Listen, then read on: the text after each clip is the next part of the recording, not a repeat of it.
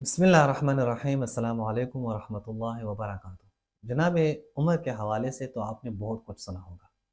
وہ سخت مزاج تو ضرور تھے، خود اہل سنت نے اعتراف کیا ہے، لیکن ان کے اہل خانہ کے بارے میں شاید آپ نے بہت کم کچھ سنا ہو، اور کم ہی سنا ہوگا آپ نے۔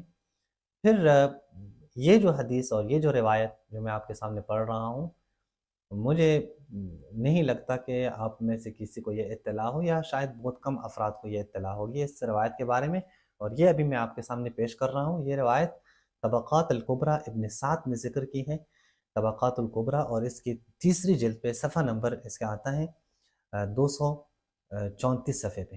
اب اس صفحے میں آپ آ کے دیکھ لیں، یہاں پہ روایت ہے کہ ابن سعد نے ذکر کی ہے، اور اس روایت میں ابن عمر سے روایت نقل کی ہے، یعنی عبداللہ ابن عمر سے۔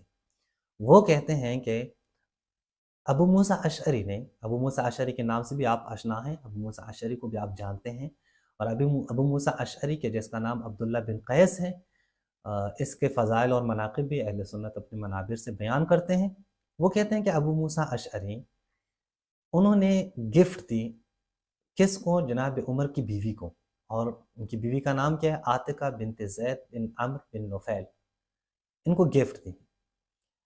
اور اچھا وہ گفٹ کیا تو فدخل علیہ عمر، تو جناب عمر جو ہے وہ وہاں پہ آئے، فرآہا، تو اس نے اپنی بیوی کو دیکھا کہ اس کے پاس یہ گفٹ موجود ہے۔ فقال انا لکی ھذا، یہ گفٹ تمہیں کس نے دی ہے؟ کہاں سے یہ گفٹ تمہیں ملا ہے؟ فقالت اہداھا لی ابو موسیٰ اشعری، یہ گفٹ تو مجھے ابو موسیٰ اشعری نے دی ہے۔ اب آپ خود ہی اندازہ کریں کہ ایک شخص ایک شادی شدہ عورت کو گفٹ دے رہا ہے اور اس کی شوہر کو پتہ ہی نہیں ہے۔ جب شوہر کو پتہ چلتا ہے تو وہ اب اس کی ریاکشن کیا ہے یہ آپ دیکھیں۔ بیوی سے پوچھا ہے کہ یہ گفٹ تمہیں کس نے دی ہے؟ تو بیوی نے کہا کہ مجھے ابو موسیٰ اشعری نے یہ گفٹ دی ہے۔ فاخذها عمر، نو جناب عمر نے وہ گفٹ ان سے لے لی۔ جناب عمر نے ابو موسیٰ اشعری کو پکڑ لیا، فضرب بها رأسها، گفٹ لے کر پھر جناب عمر نے ابو موسیٰ اشعری کے سر پہ مارا، اور پھر کہا کہ علی بابی موسیٰ اشعری واطعبوہ، نہیں خراب کیسے، فقالت اہداھا لی ابو موسیٰ اشعری، تو جناب عمر کی بیوی نے کہا کہ مجھے ابو موسیٰ اشعری نے یہ گفٹ دی ہے۔ اب آپ خود اندازہ کریں کہ ایک شخص گفٹ دے رہا ہے ایک شادی شدہ عورت کو، اور وہ بھی اس کے شوہر کو پتہ ہی نہیں ہے۔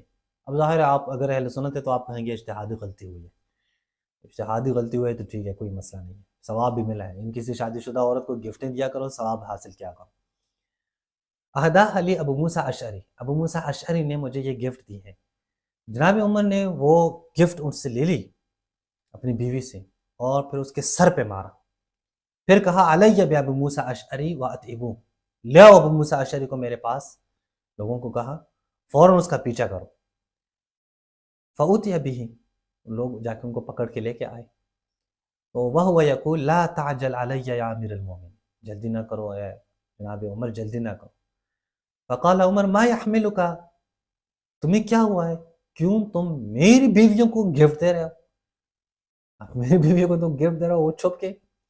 ثم اخذها عمر، جناب عمر نے وہ گفٹ اٹھا کر فضرب بها فوق رأسه، پھر ابو موسیٰ اشعری کے سر پہ بھی مارا، وقال خذها فلا حاجت لنا فیہا، جو یہ لے لو، دفع ہو رہے ہو یہاں سے، تمہاری اس کی کوئی ضرورت نہیں ہے ہمیں۔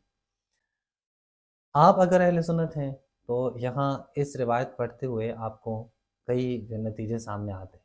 نمبر ایک، ابو موسیٰ اشعری نے اجتہادی غلطی کی ہے، ثواب ملا ہے، ایک شادی شدہ عورت کو گفٹ دی ہے۔ نمبر دو، جناب عمر نے بھی اجتہادی غلطی کی ہے، ایک اپنی بیوی کو بھی مارا اور ساتھ ساتھ ایک صحابی کو بھی مارا ہے، تو یہ ظاہر ہے یہ اجتہادی غلطیاں ہیں۔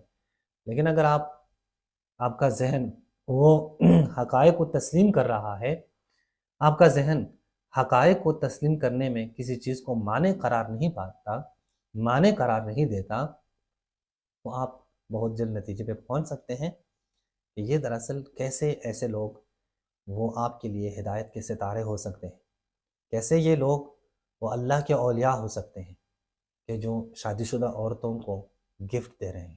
ابو موسیٰ اشعری کے حوالے سے ہم پچھلے بھی کئی کلپ ریکارڈ کر چکے ہیں، آپ جا سکتے ہیں، آپ دیکھ سکتے ہیں وہ کلپ کہ وہاں پہ ہم نے کیا بیان کیا ہے۔